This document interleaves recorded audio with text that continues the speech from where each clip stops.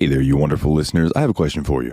Do you want to make a podcast? Well, Spotify's got a platform that lets you make one super easily and then distribute it everywhere and even earn money all in one place and for free. How can you beat that? It's called Spotify for Podcasters. And here is how it works. Spotify for Podcasters lets you record and edit podcasts right from your phone or computer. So no matter what your setup is like, you can start creating today. Then you can distribute your podcast to Spotify and everywhere else podcasts are heard. Video podcasts are also available on Spotify. And when you want to take conversations with your fans to the next level, there are Q&A and poll options available, and those are the best way to get them talking. With Spotify for Podcasters, you can earn money in a variety of ways, including ads and podcast subscriptions. And best of all, it's totally free with no catch. Ever since I've discovered Spotify for Podcasters, it has made doing my shows like the Steam Machine Podcast, Yabs Pod, and the JRPG Report much, much easier to do. Like being able to just go on there, record them, upload it, boom, it's done. I don't have to pay for a site service to host or anything like that. It's fantastic. So I highly recommend that you give it a try. Download the Spotify for Podcasters app or go to www.spotify.com/podcasters to get started today.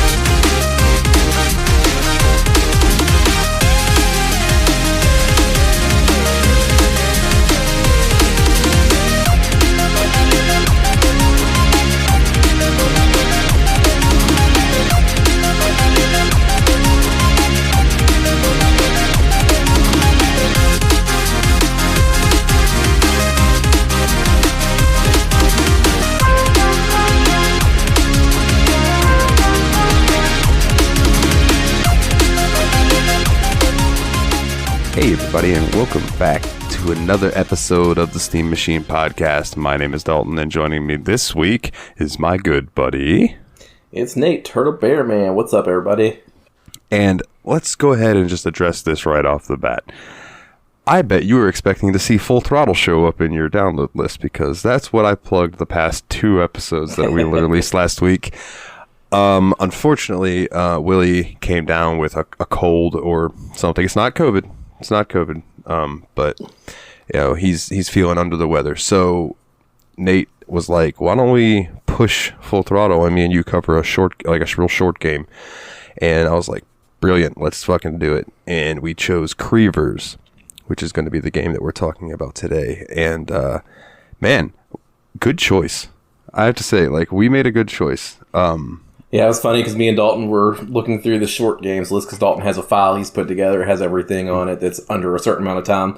So we were just looking for things like 2 hours and below, basically. And this one really jumped out to me. And I think Dalton really liked the aesthetic when we were starting to look at pictures of it and stuff. So we decided to go with this one. Yeah, like he said, pretty good choice. I'm pretty happy with how it went out for us.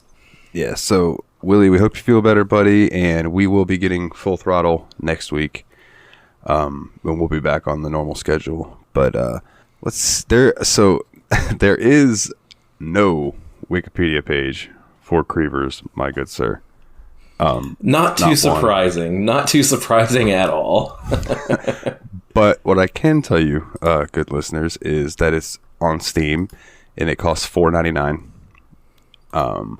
And there is a page on Tropopedia, which I assume is just a site that collects game tropes. I don't know. I haven't looked more into it, but this is like the only site that came up when I searched for CreaVures Wiki. And it says that CreaVures is a 2011 puzzle platformer by Muse Games for PC and Mac. You play as 5 quote-unquote CreaVures, each with a unique ability that helps you traverse the environment. And you control 2 in tandem, which I thought was a cool little mechanic. You know what I'm saying? That you had to work together. The story is as follows, and I don't know where they got this from. I didn't piece this together from the game itself, but the story is as follows. Much has changed in recent memory. The forest's swirling light, once plentiful, is now cast so thin that you can barely see through the darkness. The symphonic night has gone quiet, save a lone voice. The forest is calling. It needs your help. You know what must be done, how to save the mother forest. Will you? Go gather the others, they are waiting. Together you must venture deep into the forest to bring her back from the brink. Hurry, before the light is lost. Now that's a really cool little description for this game that gives you no indication of that I saw. Yeah, no, it kind of just drops you off with your first character, Bitey, who looks kind of like a cat, and you just kind of go from there. But yeah, like there's little cutscenes that are very non-descriptive as well throughout the game, but I don't know how you would have gotten the story. I guess it's just one of those things you have to read the game description of to understand it all. But I didn't think the story was too critical to the gameplay itself, so I was okay with it. Now, this game could have had no story, and it still would have been just as good.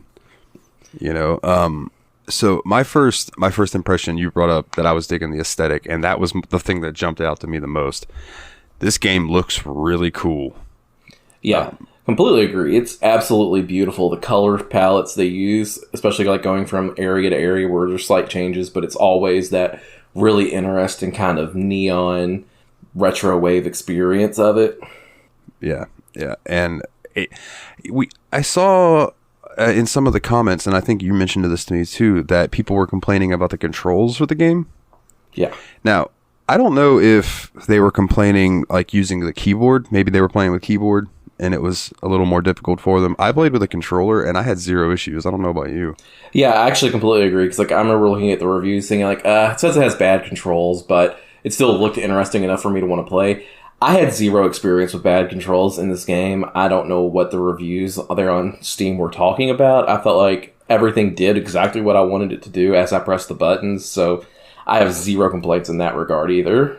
Yeah, and I mean, it's an indie game for $4.99, so you can't go into it expecting, again, that Nintendo polish or something like that, you know what I'm saying? But for, like, a little indie ditty, bro, like, it controlled perfectly good compared to some other shit that we've played that, like, yeah. like that Duke Nukem game. Oh, God. Which, that's not even indie, you know what I'm saying? Like, yeah, that was done by a big studio. This game was an indie studio that controlled so much better than that. Now, I see that you've got kind of marked out the order that you meet the characters. So do we want to talk about the characters? We can kind of run through that. Yeah, sure. Why not? Just like I was saying a little bit earlier, you start off as this character called Bitey, and it looks like a little cat. And their ability is basically they can growl at the enemies to make them not be aggressive anymore. Kind of like a rawr. He almost reminded me of the Cheshire Cat. Yeah, big Cheshire Cat vibes, for sure. And like his abilities were like that growl, and then like there's like nuts hanging from the trees and whatever. He can use his teeth to bite and grab onto them. Yeah, and that's kind of how you can traverse some areas, is you kind of hop between those, getting across. Yeah. And then like I remember I guess the flying enemies don't come in until you get the next character, right? Which was Pokey. Pokey, yep. I kept wanting to call him Spike. It's understandable because he's kind of like a porcupine looking dude. Yeah, and he's got the big spikes on his back, and his little ability is that he can shoot them like out of his back towards these enemies, and that comes in handy with these damn parrots or whatever they are that are flying around.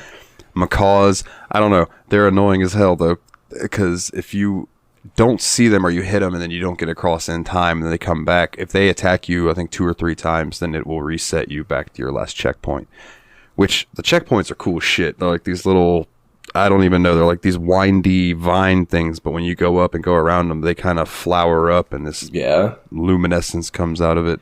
It's a really pretty design choice and for them. I really like that too. Yeah, and I never ran into, like, I ran into some spots where it was like, what do I do here? But it never felt impossible. Right. They said it's a puzzle platformer in the description, and I think it's a light puzzle, more platformer.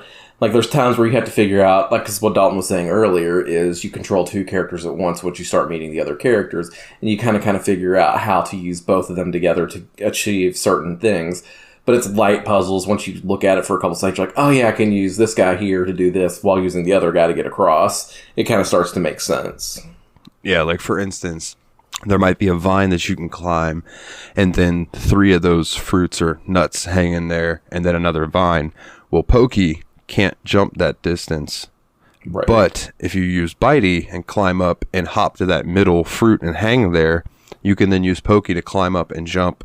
and grab onto Bitey's tail, and then use his tail to swing to the one that you couldn't get to before. Because Pokey is a bit of a bigger creature, so he's a little slower. He doesn't jump as high, doesn't jump as far. But when you meet him, he does give you dabs. And I thought that was awesome. And for listeners, if you don't know what daps are, it's like fist bump. He's just like, he holds out his fist and you guys fist bump. And I'm like, yeah, motherfucker, you're cool. Yeah. So like we were saying, like the first stage, like the way it's designed is you have like an environment, and that environment has 3 stages. So you start off on the forest floor, which is where I think it's at the end of the first stage of that you meet Pokey, and we were telling you he's like the kind of porcupine hedgehog guy that shoots spikes out of his back. And you just continue on with him. And then you go to the second type of area, which is the tree trunk, which is more vertical, which where you're really having to use Bitey to help Pokey get around, because Pokey, he's slow and doesn't jump very high. And so that's where you use Bitey to make additional platforms for him, like using his tail as a vine. Yeah. And this is where I think, too, you start running into the little red mushrooms that you can hit. And there's like 3 small ones, and you'll hit them, and it'll either make a bigger red mushroom get bigger so you can now get to another area, or it'll make it smaller so you can pass by it. It just depends on the situation. Yeah, it's like when you're in like any kind of game where you have to push a few triggers to make an event happen. That's kind of what it is. Like, yeah. And it makes it clear that's what you're doing. This is what I mean has good level design. This game does have good level design. Because the first time you run into something like that, you'll accidentally walk over the first mushroom, and it'll make a sound like, oh, okay, so this is what I'm supposed to be doing, is finding these mushrooms. Yeah, it dings and it shrinks. So it's like it gives you a visual and an audio cue that it's like, hey, you just did something. You should probably find more of those and do that again. Right, which is definitely a sign that this game has really considered its level design when it was being made, because it introduced a new mechanic, taught you how to use it immediately without showing you. You know, it's like not without telling you, kind of like the show not tell mechanic, and it's designed in such a way that it makes perfect sense. Yeah, and one thing that I did enjoy is that when you got the new characters, like they would give you like 2 little paragraphs on the screen that were kind of just placed in the background that would tell you like this thing's ability, like I'll jump ahead a little bit, and then we can go back and talk about the first boss. But like when you meet Zappy, and it tells you, if you press X, it puts out an electric pulse, and you can do that to these mushrooms, or you can use it on enemies. And then it's like, boom, that's all you needed to do for that, and that's all it tells you. And then it's like, go out, and then all the rest of it you just go out and figure out yourself. But they just give you quick little, here's how it works, go have fun. There's no like tutorial for each character and things like that. Now, what did you think of the boss fights? I thought that was interesting. The Goliath trout.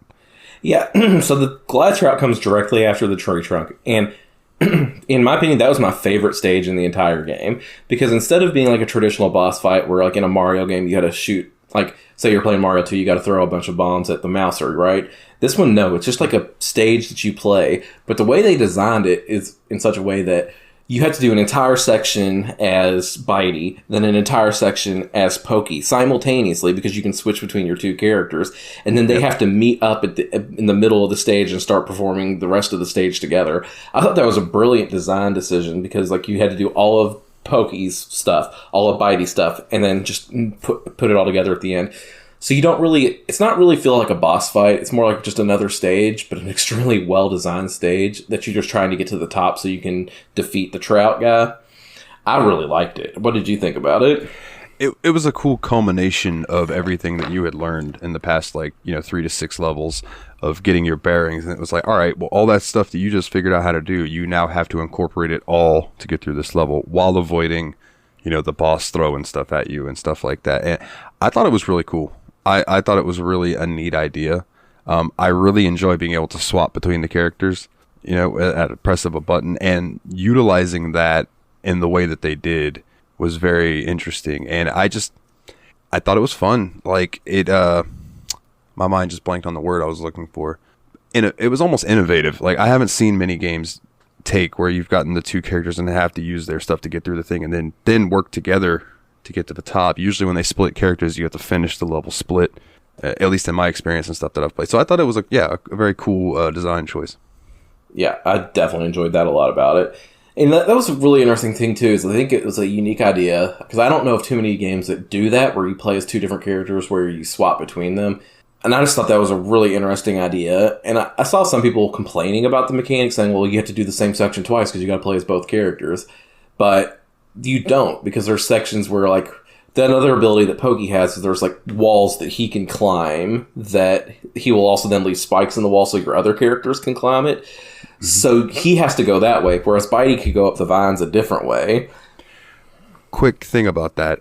I thought it was a nice little detail that they animated him reaching to his back and pulling a spike out whenever he was climbing. Like, they didn't have to do that. They could have just made it appear in his hand as he climbed, but like they made him reach around and pull one out of his back and stick it. I thought that was cool. Yeah, keep in mind, all these characters are super neon design, so it looks really cool, too, because you have this, he's pulling this bright spike out of his back and plugging it into the wall and then doing it again, so you just have all these bright colors. It's just really cool. Yeah, well, one of the Tropedia descriptions of this game is bioluminescence is cool, the game. And it's like, yeah, dude, it's absolutely, like, bioluminescence looks really cool, and that's everything about this game. And yeah, I love the fucking, because this game used a lot of purples, blues, reds, and like greens and things like that, and very neon, but also muted darks and stuff. And dude, it really popped. Like it really like popped on the screen. And running it at the max graphics, I thoroughly was just like eye pleased. Yeah, as weird as that sounds. I definitely ran this at max graphics too, because I didn't think there was any reason not to run a 2011 game at the highest graphics setting. Now, I did play in windowed mode because I wasn't sure that if it would have stretched out the graphics, so I played it in a smaller window on my screen rather than a full screen. How did you experience that? Did you play a full screen? Yeah, I played in full screen. Did everything still look good? Yeah, it looked fine to me. I actually didn't even try it in windowed. I'd be curious what the difference is, but yeah, it didn't look stretched or anything like that. Okay, that was my concern and the reason I didn't play it in the full screen mode. So after you beat that boss, you then move on. I honestly thought that was the end of the game. I was like, oh, okay, and I was perfectly happy with that. I was like, that was a cool little experience, whatever, $5. But then you moved on to the swamp, and when you get into the swamp, that's where you meet Zappy. And is he just like a lizard with a light on the top of his head? I don't know if he's supposed to be an electric eel who's evolved some. I don't. So what he seemed like to me is, those anglerfish, I think they're called, that have that bioluminescent thing on top of its head. It kind of reminded me of a mix between that and a lizard. And yeah, he was really cool because he was just this lizard that had the speed of Bitey. So he played more like Bitey as far as platforming and everything goes. But he didn't have the bite. He had this thing where he could shoot electricity out of that bulb on the top of his head, which would scare away enemies and could light up these mushrooms that you had to light up to move on in the stage. Yeah. And that was another cool little aspect that they added in, where it was like now at the little checkpoints, you could swap between Bitey and Zappy. I almost called him Shocky. Damn, I'm getting all of these names wrong. Yeah, you can switch between Bitey and Zappy, and there might be sections where you need Bitey, so you go and you switch to him and you get through, and then at the next checkpoint you switch back to Zappy because now there's a big shade of darkness that you can't go forth until you use Zappy to light up all the mushrooms that are like these golden. These mushrooms look like you should electrocute them. Mm-hmm. You know, like they did a good job at being like, hey, you should probably try to shock these things that look like they should be shocked. Yeah, and I thought that was a really cool mechanic that they introduced there too, because I was like, okay, so now I've got this third character. Are we going to have to make all three characters get through the same little area in their own unique different ways?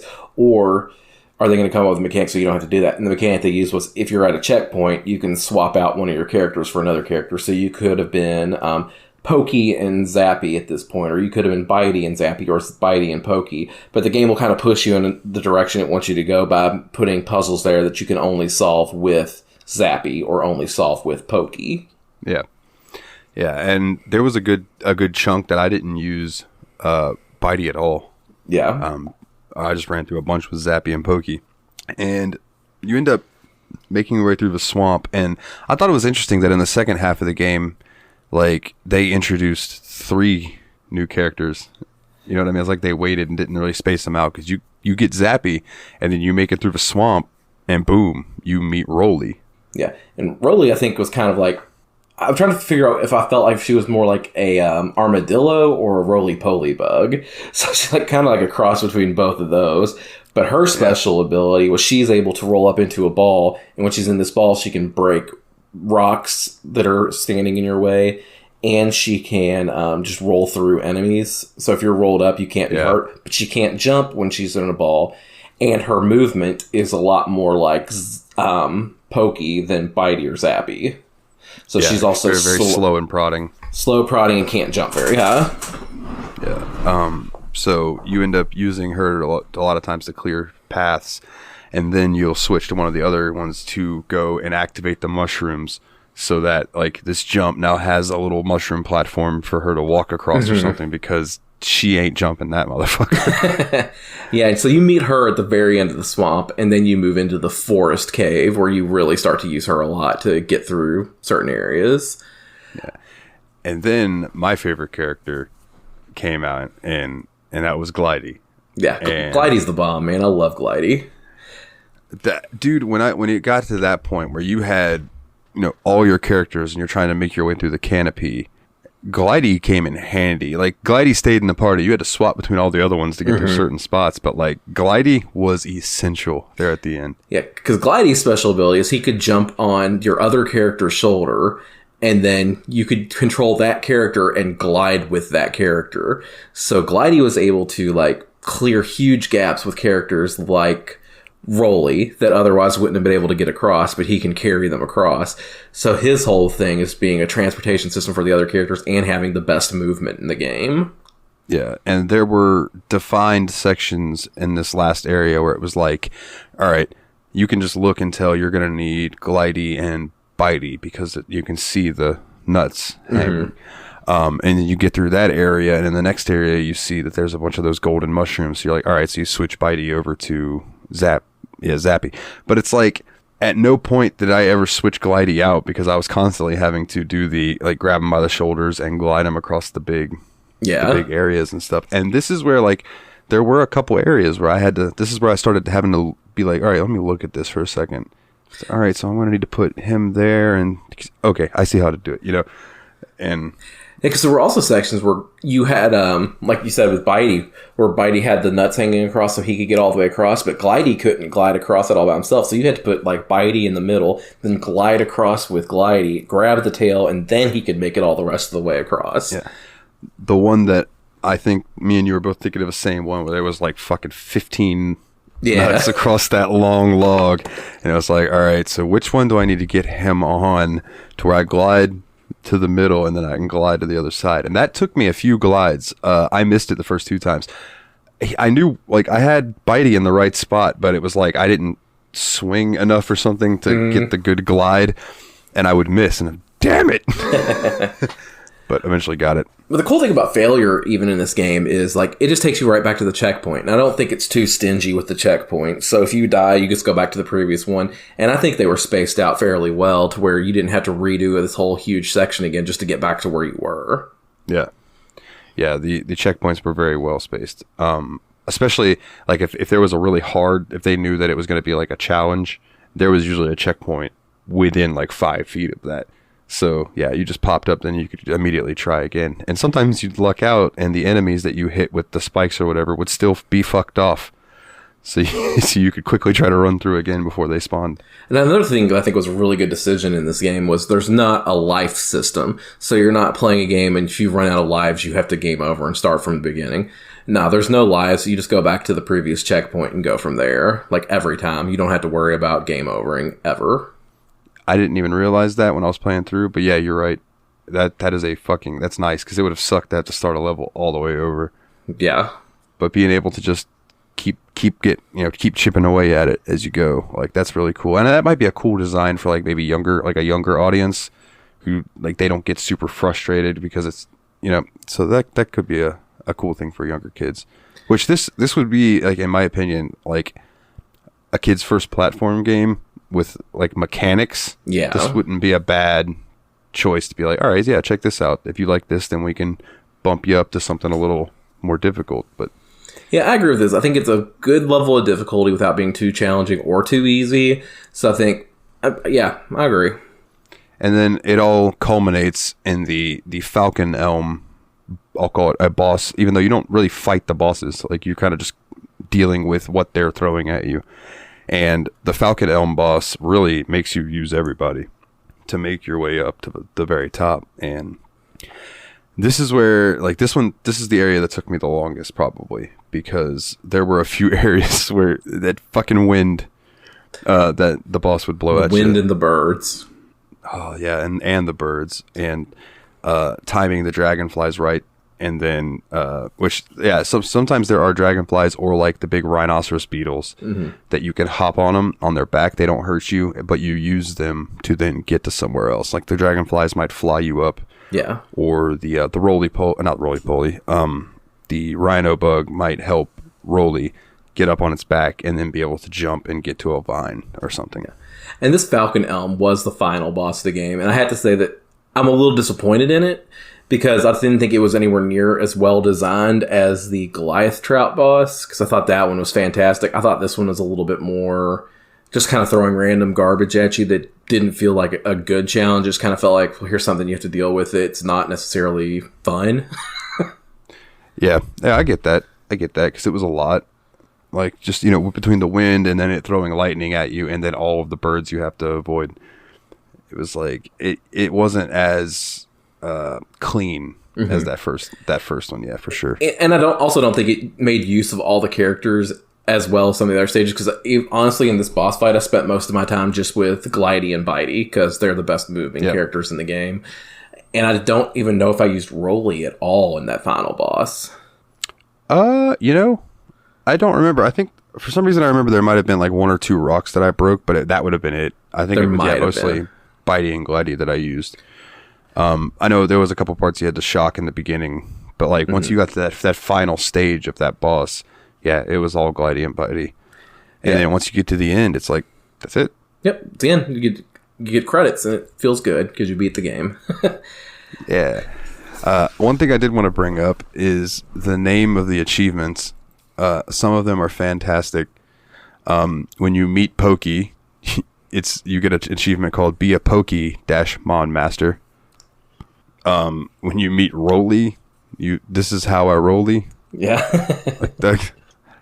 When you defeat the Goliath Trout, you get My Neighbor Troutoro, which is hilarious. And then It's Coming Right For Us was one that made me giggle too, which I got on accidents when you shoot an enemy off screen with your spikes. I thought there were some other really funny ones too, like there's one called 1.21 gigawatts, which you get for zapping yourself in the swamp, which is definitely 100% a reference to Back to the Future. Oh yeah. Then this one kind of made me laugh. It's dorky. If you like brain work, please. Arrested Development.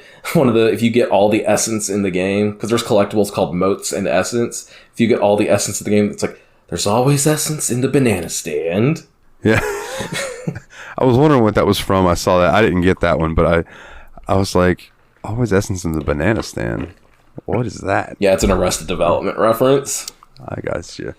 I do like that I think you and I both collected all the motes and we got Motorhead. Yeah. It was definitely harder because there's two collectibles in this game, like we were saying, motes and essence. I don't think they actually do anything other than exist just to be collectibles in the game, because I didn't notice it changing anything gameplay-wise. No, it made me wonder if maybe the ending changes if you gather all of it, but it didn't seem like it gave much room for it to be different. Yeah, agreed. So, like I said, we both found all the motes. We didn't find all the essence. And I'm not sure. I'm kind of wanting to go back and look at one of them, because I remember there was a stage that it felt like I couldn't get to some of the essence.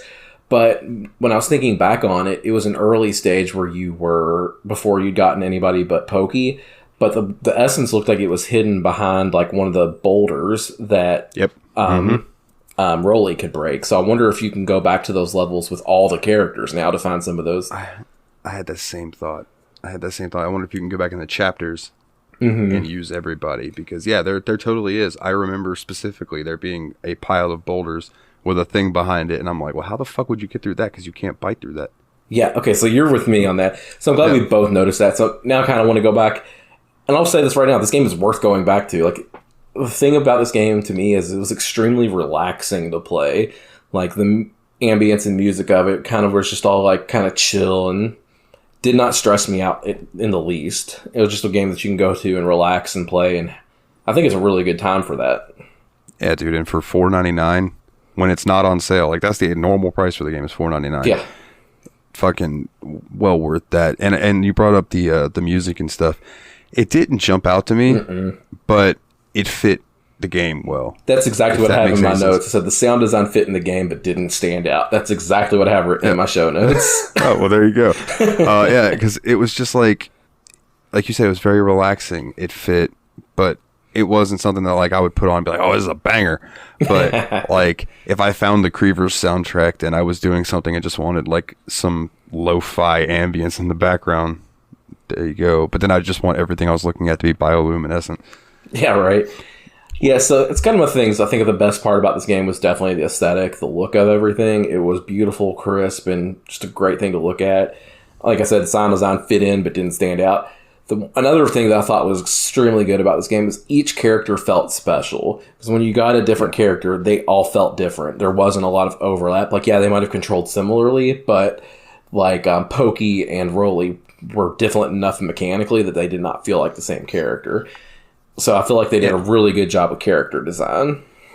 And as weird as it sounds, it's like each of the little characters, they don't talk, but they each have a little personality. Mm-hmm. Like if you let them stand there for a minute, one might start dancing. Yeah, Glady loved to dance. Like one guy will kind of like hum to himself. I did laugh that Zappy is the only one that has a voice that sounds human. Yeah, for real. all of them sound like and meow, and then Zappy's like ha, yeah, huh, huh. Like, that's funny. I didn't even think of it that way, but you're absolutely right. Now, when we first started talking about playing this, it sparked a memory in my head of a game that I played called The Undergarden back on PS3. And you got to witness in real time me remember that game, Google it, see it was on Steam, flip out and buy it for $1.79 or something. Yeah. I was like, oh, it's on Steam. I know, just because you felt like that made me kind of want to pick it up too, so I might be looking at that one in the future as well, especially if it's similar enough to this one that, yeah. Well, the visual is similar. The Undergarden's, it's a game made to relax. It's kind of like that game Abzu, where it's like the game's really pretty, but there's no enemies. You don't have to worry about dying. Like your job is to go through these areas and pass by these flowers and make them all bloom and stuff, which they're all bioluminescent looking, just bright, beautiful colors. And yeah, I told you how I played it, and yeah, it was like, whoa, dude game. So if there's one thing I would like to see in this game, and wouldn't even have to be like the main game mode. I wish that there was like a bonus mode or something like where you could have 2 players in this game. So say me and you wanted to play, you could be Pokey and I could be Bitey, and we could play through those first levels together. And instead of, dude, how awesome would that have been? That'd have been a blast. Now I know this game was really made back in 2011, so it was a little bit different time. But I love the unique idea of playing as both characters like we did. But it'd have been really cool if they also implemented a 2-player mode where you could play it like that too. Yeah. We should start a hashtag. Hashtag give us CreaVures 2. Hashtag co-op. I would definitely play CreaVures 2. I really would. Yeah, I would too, man. This impressed me enough that, you know, if they could... Okay, so let's use Portal as an example. Now, I know that's far beyond... But let's, like, you know, the first Portal was almost like a proof of concept. And then Portal 2 was like the game. You know what I mean? Yeah. So it's like, I could see that this CreaVures, if he took this idea that he had... or they had, I don't know who, you know, did the game themselves, but like they took this game idea and then fleshed it out, released a 2, made it co-op ability. Dude, it could be a really, really cool platformer. And, you know, if you could capitalize on newer graphic engines and things like that for like the PS5 and new graphics cards with that bioluminescence, bro, you could have a fucking art piece of a game. Yeah, and it looks like this indie studio is still out there. They're called Muse Games. They're an independent game development studio in New York City.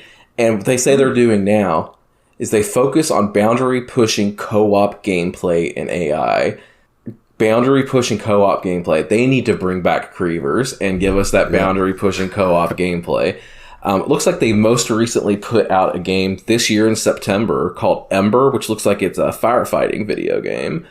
So, yeah, they're still out there. So hopefully, hey, if you guys over there at Muse Games happen to hear this, give us CreaVures 2 with co-op. Yeah, dude. Do it. Pretty please. With some sugar on top. Right. And you could even like bring back the same characters or, I mean, expand on them, like whatever. But like, I just want more. Yeah. Straight up. And I want to look at some of the other games released by them because like you said, like we've been talking about, we both really enjoyed this. They did a good job. I would like to see if that carries over to some of their other games that they've released. Yeah, absolutely. So, yeah, good stuff, man. Like, I would really like to play more. I will play more of this. I'm just not sure when. But it's definitely going to be one of those games I go back to relax. It's kind of like, I'm putting it in the same boat for me as a game like Nights into Dreams, where it's one that I'll go back to occasionally, but I'm not going to be completely obsessed over, you know? Yeah, totally. I had the thought when I finished it and the credits were rolling, I was like, I could see myself going back to this just to get the rest of the achievements. Yeah. I think I had like 2 or 3 that I didn't get. Yeah, there's 2 left that I don't have, and one of them is for collecting all the essence in the game, which I wonder if, like you said, you have to go back now that you have all the characters and you can unlock the stuff just by going into this individual stages. I kind of really want to go back and try that out now. And the other achievement I didn't get, was called I Has a Flavor, which apparently you have to bite all of the different enemies in the game with bitey. So there's a bird, a bat, a squirrel, a reptile, a frog, and a monkey. So if you bite all of them, apparently you get this achievement. I know I bit a monkey because I switched to bitey and ran back some in a level to go back and bite a monkey. Just because I don't know why, but I just had this like thing in my head to go back and do that. Yeah, I think the one that I must be missing is probably the reptile, if I were to guess, if I'm only missing one, because I don't remember playing as bitey too much in those sections of the swamp. I would generally just use Zappy there. I don't know if I ever bit a bird either, but I think I might have just shot spikes at him, but I could be misremembering. But also, if anybody's a streamer and you listen to this game is completely beatable in one stream. Absolutely. So like, if you wanted to do a 2 or 3 hour stream and play this game, you could knock it out, and I think your viewers would enjoy it, at least aesthetically. Yeah, it's really good, really fun, really pretty. Definitely would be fun to have on stream, especially if you are into that kind of visual. Yeah, for sure. Other things that I want to touch on here at the end, real quick, sir. We've been kicking some ass at Phasmophobia. Oh, dude. Yeah, absolutely. Like, we've been playing a lot lately, like a little bit so much it's irresponsible staying up till 3 a.m. Playing Phasmophobia is probably not the best for my sleep. It's been really fun, man. We're up to the professional difficulty, and we don't seem to be having too terribly like much of a problem with it. I mean, there's been some instances of only one person being left alive, but yeah. It was been really fun because, like with Willie being out sick lately, it's been just like kind of like me, you, and Dave. And I know last night we had a big group, like Grim and Jeff were playing as well. But like it's been mostly like me, you, Dave, and Willie have been kind of the grindy boys on it. Yeah, we're all like in level 70s and 80s and 90s now and stuff. It's been a really good time, dude. And just I don't know, there's something about like just hanging with your buds, playing a game, but then like all of you are progressively getting better at it, so you can bump the difficulty up, and then you like the scares back because now there's shit like, ooh, what's gonna happen now? But then you get better at it, and then you can bump the difficulty up. Like it's cool learning together. Like I really enjoy co-op games with some good friends. Yeah, because there was a time where we were scared to bump up anything past amateur on that game, and now it's just like I don't even want to play amateur anymore because now that just feels like the ghosts aren't really out to get you on amateur now, Yeah. Oh, yeah. There was one we did. I think it was with Willie last night because he played 1 or 2 before he went to sleep because he wasn't feeling great. But we did amateur, and I think we figured out the ghost before we ever even saw it. I think we almost figured it out before the time before the hunt could start even wore out. It was great, but the bumping it up to professional has been good. Now, I will say just real quick that I did think, oh yeah, me, Dave, and Nate, well, we can handle professional in the prison, just us three. I was wrong, but it was still fun. I got the shit scared out of me in that one. So that was hilarious because like me and Dave got murdered so fast, and Dalton, bless his heart, kept trying, but me and Dave eventually just found like the shower in the game because like the ghost had turned on the shower, and we just kind of stood in the shower together for a while. It was funny. Yeah, I was doing my best, man. I went in there with the handheld camera, and I'm holding the video camera and trying to look for orbs, and then I saw my breath, and I was like, all right, freezing temperatures, and I ran out, and I was like, what can I figure out from just freezing temperatures? Because I'm not going back in there. Oh, man. Yeah, this other stuff I have written down, I'll touch on next week, because this is just a short little episode. I do want to give a quick shout out. Well, hey, to but what would you? What kind of rating would you give to this game? Oh man, you know what? Yeah. Don't forget, man. Oh man, yeah. I don't want to. I would give this a solid like 7.5, 8 nuts out of 10. Yeah, I'm absolutely right there with you. I think it's a good 8 glidies out of 10 zappies. Awesome. Yeah, because I mean, it's not gonna like change the world, but again, like you drop $5 on a game and you expect meh, and this gives me a lot more than meh. So I was really happy with it. And I know you guys might yell at me for saying that, you know, I give this game a higher score than like what I did for Ubermosh, but you know, we all have our genres of choice, and platformers, this works for me really well. And to cop a phrase from Metal Jesus, shout out Metal Jesus Rocks on YouTube. This is a hidden gem, in my opinion, on Steam, because there's a flood of shit on Steam. People might overlook this game 1,000 times, but like, if you were to just give it a shot, it's really quite fun. Yeah, absolutely. Like, I'm gonna go in and give this a nice rating on Steam just to help them get that number up for them, because I think it's really good, and I would like to see more people play it. And I highly disagree with the other reviews out there that say the controls are bad. I don't know what these people are on. Yeah, it makes me want to try to play through with the keyboard and maybe see if that's what they're talking about, because they can't be talking about controller, because it was flawless. Yeah, it really was. And like, yeah, like, and I think you even touched on it, that like it was responsive, like when you they did what you wanted them to do. You know what I'm saying? Yeah, I don't know if there was a patch or something that might have came out and fixed something like that, but I don't know, man. It worked for me.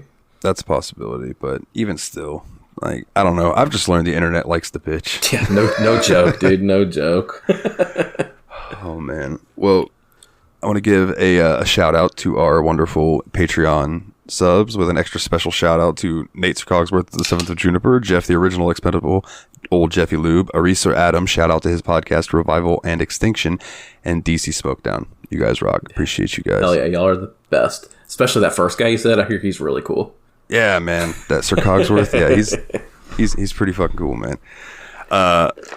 Next week we're going to be doing Full Throttle Remastered, Back on Track. I'm already about halfway through it. I really enjoy it. I think, like I said, I'm going to try to stream it sometime this week. I might start it over, because now that I know the puzzles, it might be pretty quick to get back to where I'm at. But I've been really enjoying it, and I look forward to that. Yeah, I haven't started it just yet, but I did see that it's free on the Xbox Game Pass that you can have on that I have on my PC that I've never redeemed my free trial of. So I'm about to play that game for free this week. Boom! And that's always the best, is when you get it for freemium. Yes, sir. Oh, man. So if you'd like to come join our Discord, which I highly suggest you do, because I am way more active on there than I am on Facebook and Twitter as far as the show accounts go. I try to be more active on everything, but I am always on Discord. And you can get to that by going to bit.ly/TSMP Discord, all capital letters. And if you want to check out our Patreon, which I personally highly suggest that you do, $1 a week will get you your episodes early. And also I do like a music podcast every now and then, where I just play songs and kind of talk about how much I like the bands, and like if I've seen them, little stories, things like that. And that is patreon.com/the Steam Machine Podcast. Let's see. You want a cool ass shirt? You want a cool Steam Machine Podcast shirt, or shoes or pants or underwear or a wallet or any kind of weird shit that is on Threadless, you can get it at tsmpproductions.threadless.com. And to wrap all of that into one nice little bundle, if you want links to pretty much everything I just mentioned, plus Nate's Twitch, which I'm going to have him plug in a second, you can go to bit.ly/the Steam Machine Podcast, and you just capitalize the first letter of each of those words. Boom. There's our website. There's links to all kinds of stuff that we do, and our episodes are on there if you so happen to just want to listen to them in an internet browser. Nate, my good sir, tell the people where they can find you on social media. Hey, you can find me on the 3 T's, Twitch, TikTok, and Twitter, at Turtle Bearman. Just doing my retro gaming stuff. Been kind of crushing it lately at Speedrunning Predator. I have a new personal best time of 16 minutes and 53 seconds, which is within 30 seconds of world record now, so I'm doing pretty good. Yeah, buddy, keep at it, man. You got that shit, son. Ooh. Go and check him out for sure. I have 2 recommendations this week. There is a song that I cannot get out of my fucking head by a band called Alien Weaponry, and the song is called Kai Tangata. Alien Weaponry is a New Zealand band.